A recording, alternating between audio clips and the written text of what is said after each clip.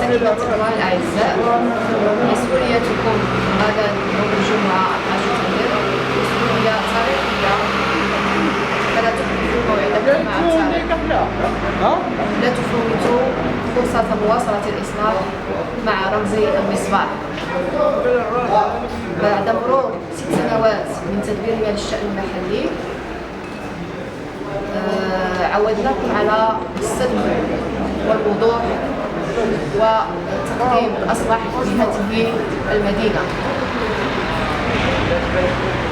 الآن نجدد العهد معكم في محطة انتخابية جديدة، فواصلوا معنا مسيرة الإصلاح ودعموا رمز المصباح، دعموا الغيورين على هذه المدينة والغيورات على هذه المدينة